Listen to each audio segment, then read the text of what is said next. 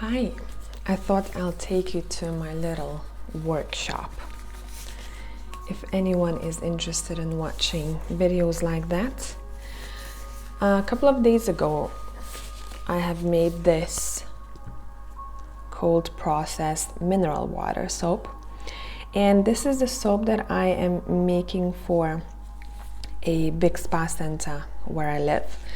And I have tested around 3 or 4 recipes to make sure that I perfected the formula, and I'm finally very happy with it. This is actually the cutter, if you can call it, I made myself, and I'm really happy with it. I'm waiting for a cutter that is professional cutter to come from abroad, so it will take another week or so to get here. But meanwhile, even if it didn't arrive, I wouldn't be complaining because I really love this. Okie dokie, let's start. I'm gonna cut off the edge here to make sure we have a crisp bar next. And I hope you can see everything well.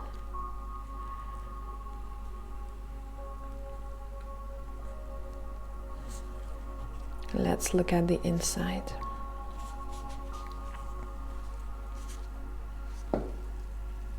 Look at this. By the way, this is made with plenty of shea butter. We have coconut oil in it. We have a lot of avocado oil in it. We have castor oil. Am I missing something? Let me look at my recipe. It is super fatted as well. If you don't know what super fatting is, when you basically add extra oils that will not be turned into soap. So that's what helps with conditioning of the skin. Yeah, coconut, canola. Oh, canola I was missing. High oleic, by the way, canola oil, castor oil, shea butter, avocado oil. Let's look at how the main bar turns out. Approximately here. I could have cut it a bit earlier because it is a little bit difficult to cut, but yesterday I had so many other things to do that I thought I'm gonna leave it till today. Here it is. Why is it mineral water? Because I am using actual mineral water in this bar of soap, and I really do love that. Funny thing, I didn't even expect this. With soap making, you constantly learn every day, man. I can actually smell minerals of the mineral water that I used here. This is scented with frankincense essential oil together with grapefruit. Grapefruit, as you know, if you are into this in soap making, any citrusy scents, natural scents, they do fade away. So after a while, what you can smell is a bit of that mineral water as well as frankincense, and it's a very, very neutral bar. Let me see what we add here. 114. Okay, let's cut it tiny little bit thicker. I want it to be anywhere between 117 to 120 max.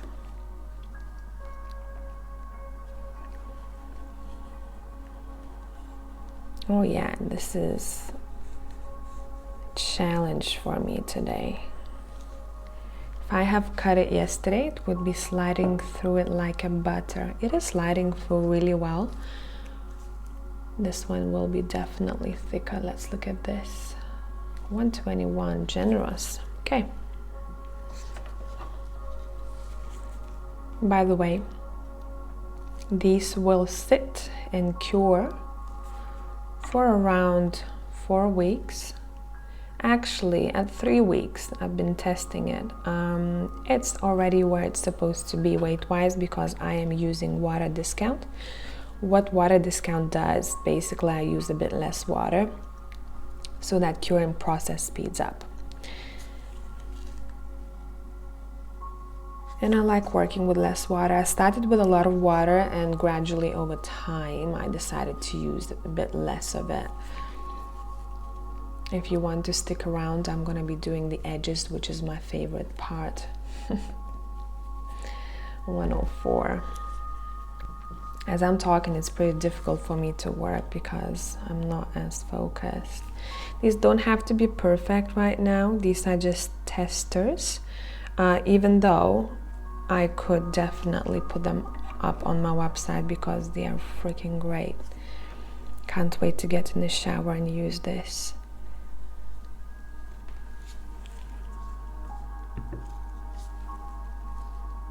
Mm-mm-mm.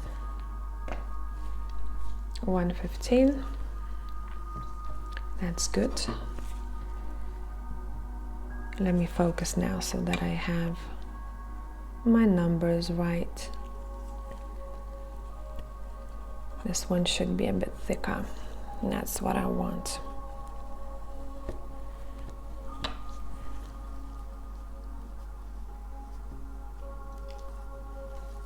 I wish you could smell it through the screen. Like, it smells amazing. It's not intense. My black soap, which is called Midnight Pine, I think, because I call it differently in Lithuanian. It is scented with pine tree essential oil and a bit of cedarwood. And man, oh man, it takes me to the forest at night.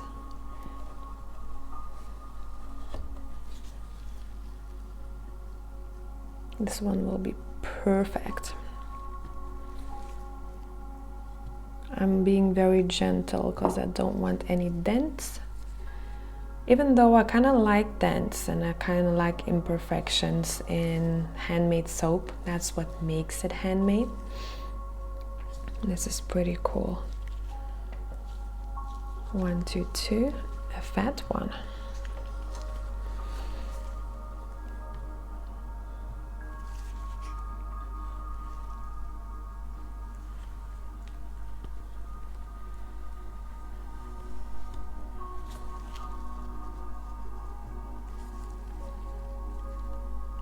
Reminds me of a wave or a landscape. 118, perfecto.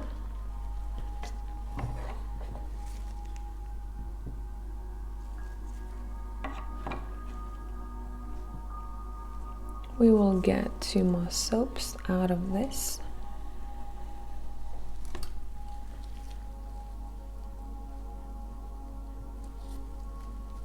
And I'm only using gloves here to prevent any natural oils from the skin touching the bar, because then you'd be able to see it. It is delicate work, the fattest one so far.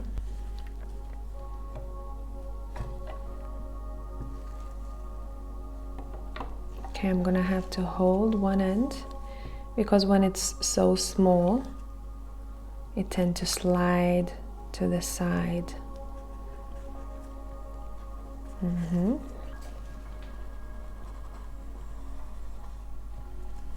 Awesome. These ends I do include in orders as testers for people to smell, to see the feel, see how they like it. This one will be perfect, I think. Let's see. 115, great. So now the fun part, the part that I like, I think, the most. Stick with me here. Okay, we are back. Let's do the edges. Actually, personally, I do like when edges are crisp. But I'm doing this so that when the soap is cured, it is not sharp. I got this new peeler, but I'm not really sure if I like it that much. I bought this new tool for edges of the soap. Shall we try it? Let me see. Okay, so basically you insert your soap inside. Let's test it out right here, and then you go over it like this. Much smoother. Loving that. This is from my charcoal soap. There is a bit stuck here. Man, let me tell you, working with a charcoal soap, the cleaning up part is the worst. Because charcoal sticks to every tool. You think that you have cleaned everything and there is still some left somewhere. And I think for any soap maker, the cleaning up part is the most dreaded one. Okay, this is nice, perfect. I love that. I really do love this tool.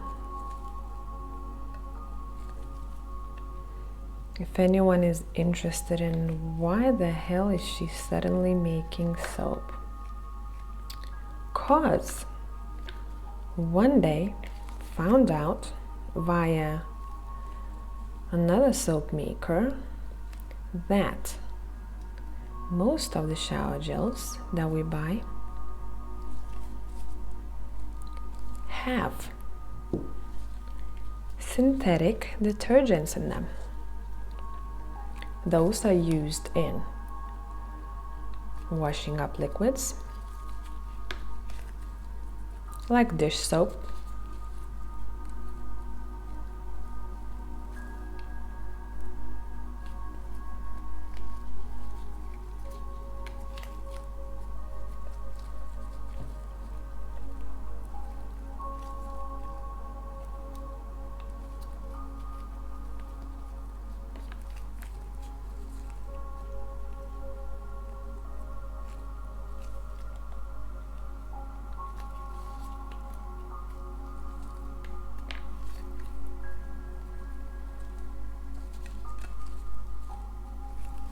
and not only in dish soap, also detergent for clothes.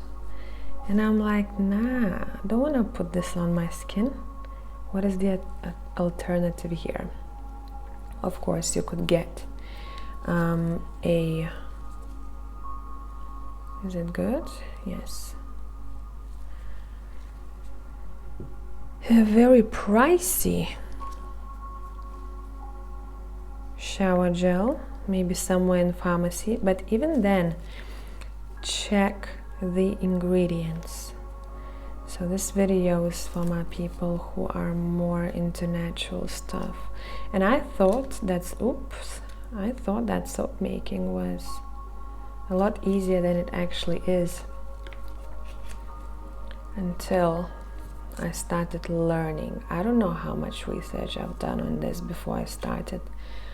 I was reading for 2 months straight, watching people make soap, reading up the ingredients, what they do, what's the difference if I use this versus that, etc. This is not the soap that I came up with, the recipe I mean, that I came up with for my own line. This is for this spa center.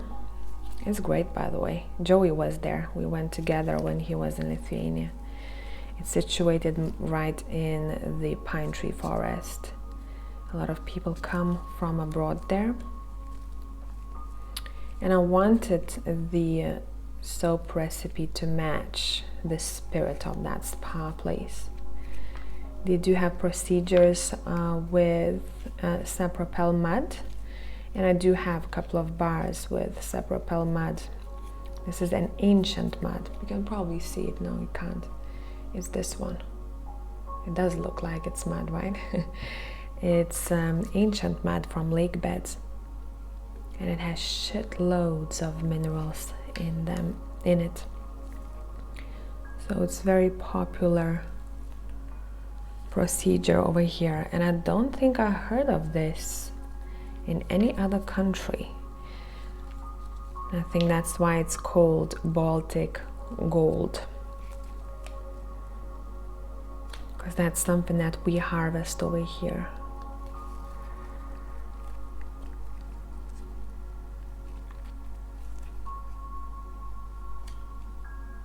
It became quite slippery. I gotta control this little wand thingy very well. So what I'm gonna do next, I'm gonna weight them all again to see approximately how much it weighs, and then I'm gonna choose one bar, write down the weight and the date, and I will be tracking its curing, meaning when it's curing, water is evaporating from the bar. What does it do? It hardens the bar, so it lasts longer in the shower, and it becomes milder over time. Not to say that you can't use it now. It's been 2 days from when I made it. Saponification happens, meaning oils turning into soap within the first 48 hours. So knowing me, and I'm very impatient, a couple of days later, I'm in the shower testing my bar. But I do leave it on my shelf to cure, for the water to evaporate, and I track the weight of the soap to see how much water it has lost. And once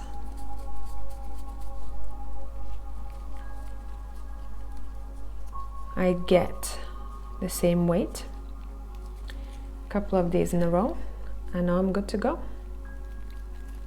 But me myself, this is for the people, right? Me myself, I'm not that patient. I use it as soon as possible. I want to feel it, I want to smell it, I want to know what it's like on my skin.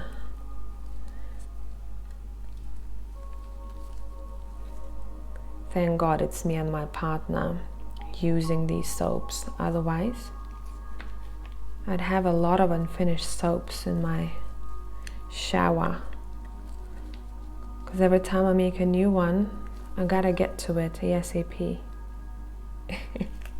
Of course, I don't use the good bars per se.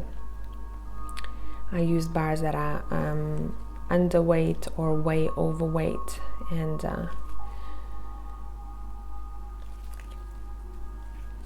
those are the ones I go for.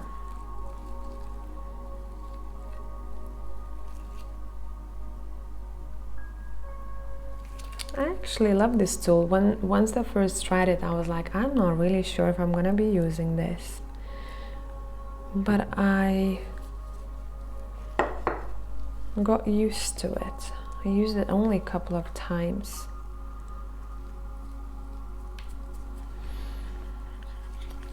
Okay, not many left to go. And it's, as you can probably see, it's quite buttery. And it's still soft. And it's very nice to the touch.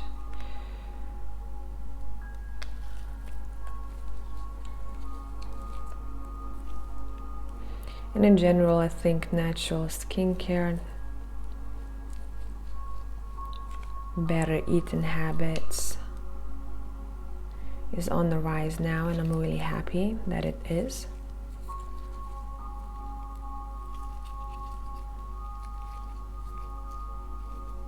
The next bar I'll show you after this.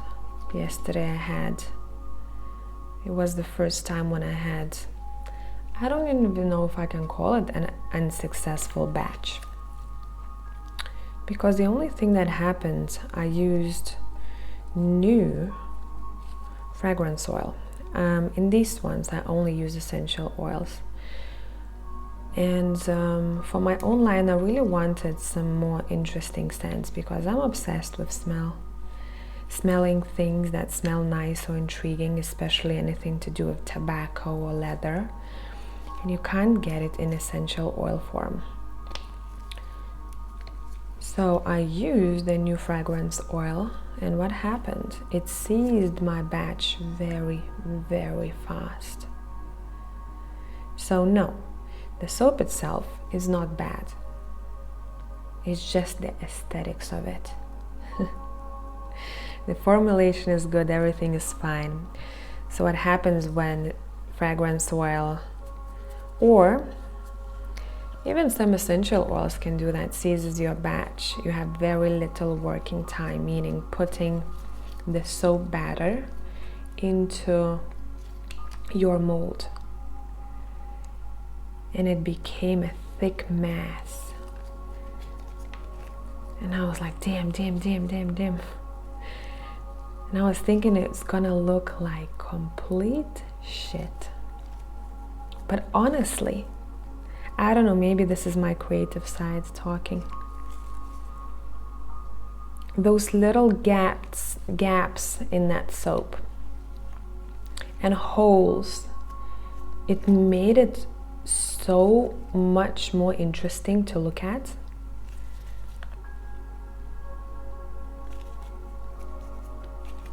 And then I was thinking, but handmade soap is not supposed to be perfect like manufactured soap.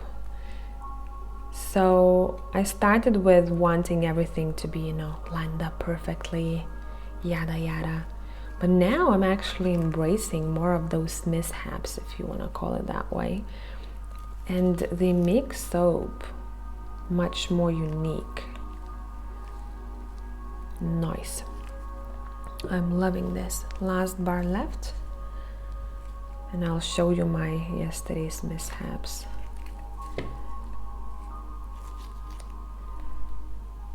That one I will test the pH today.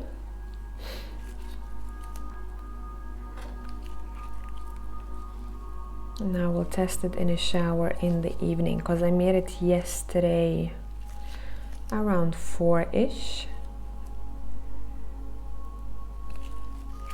So I want to let the saponification to happen fully before I use it.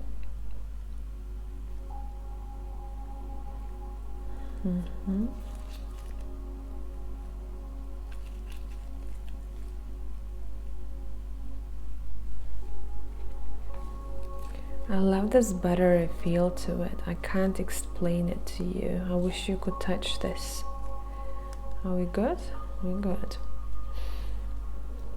Okay, give me one moment. I'll show you yesterday's tragedy. BRB. Here it is. Okay, let me give you a good idea of what happened. You see that? Because the soap batch was not liquidy anymore. It was very thick. It was very difficult for me to get it in the mold, and especially in the corners. And I was thinking, damn, this is terrible. But honestly, I like that. That's what makes this even more beautiful for me. I don't know, maybe it's just me. This is, by the way, my aloe vera and cucumber soap. I used aloe vera powder. And why I used powder instead of the liquid aloe vera gel? Because it's more stable in soap. I used spirulina powder. I don't use any synthetic colorants, and I also don't use mica. Maybe one day I will. There are a lot of oxides that you can use in soap, and they are natural, derived from the earth. But I want to work with powders like beetroot, spirulina, green tea, rosemary powder. That's my vibe. Probably internal witch is showing up in these little projects of mine. So here's another one. And you see the darker spots over here in places? These are the spots where more spirulina powder went, and I honestly am looking at, oh my god, I can't believe I'm showing you at the top. And that's where more concentration of spirulina powder went, because I couldn't mix it together very well, and I honestly love those patches. No, they do not interfere with soap's quality, it's just purely aesthetics.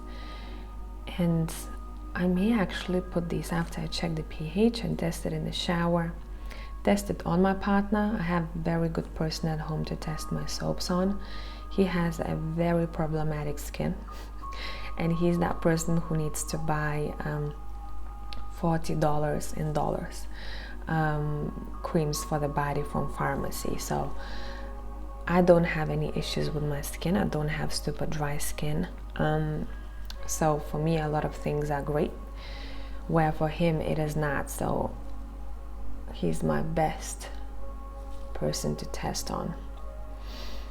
So yes, that's how they look like. They smell like literal cucumber and aloe. I was using fragrance oil by the way, these are phthalate free, sulfates free fragrance oils that I use.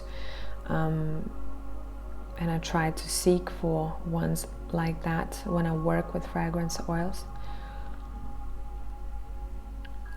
I used it at 4.7% of a total batch, but I'm thinking I may lower it because it is a little bit intense still. It will, over time,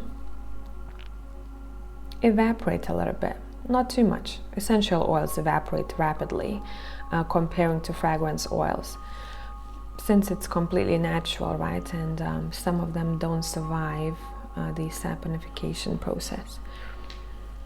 But here, I don't know. I will wait. I will see. Will I lower it down? Will I not? Since I will be, see that corner?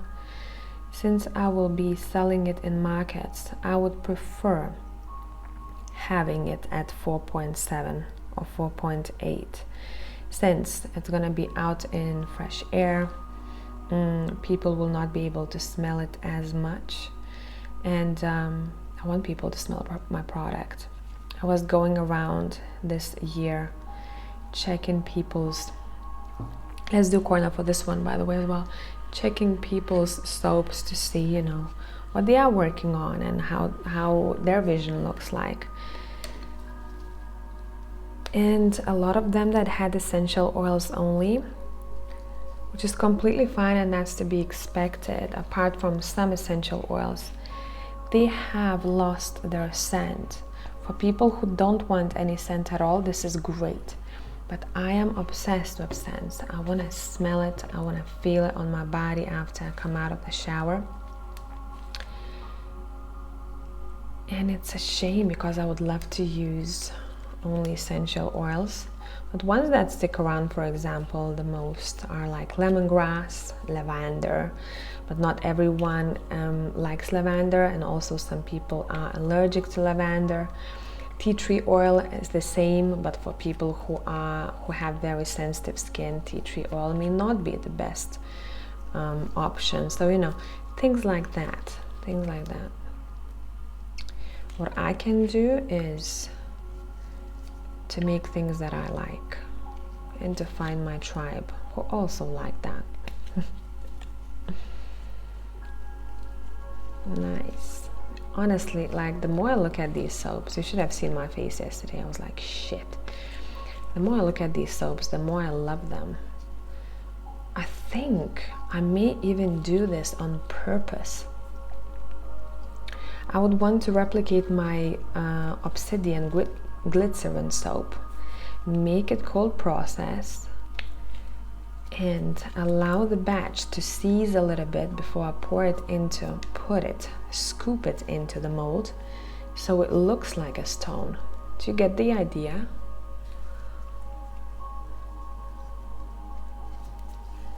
It is a little bit trickier to cut them because it's harder to calculate the weight then, right? When we have gaps like that, I eyeball it more or less, you know, I give it a little bit more thickness.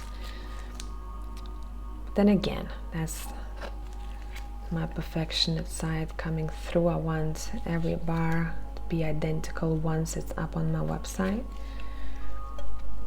But that's a handmade product. Plus minus 5 grams. That's what a lot of soap makers put on their labels.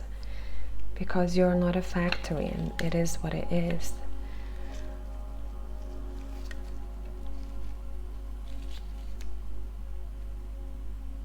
I'm not gonna edit this video at all. I just wanted it to be chill and organic.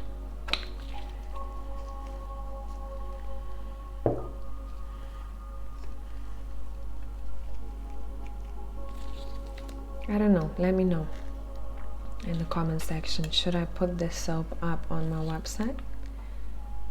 Or should I keep it in a basement?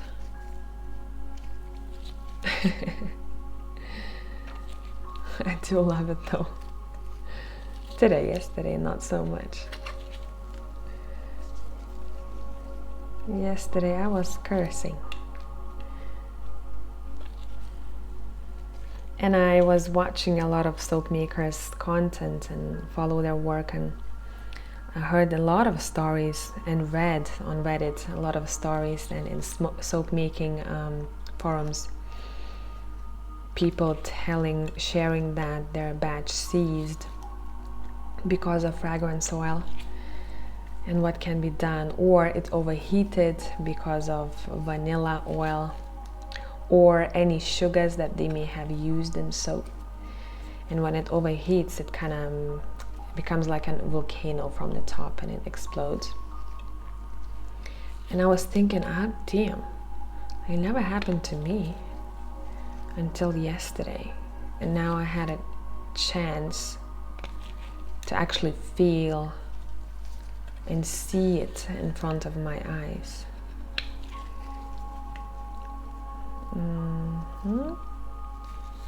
This little corner, let's grab it too. Okay. And the last one.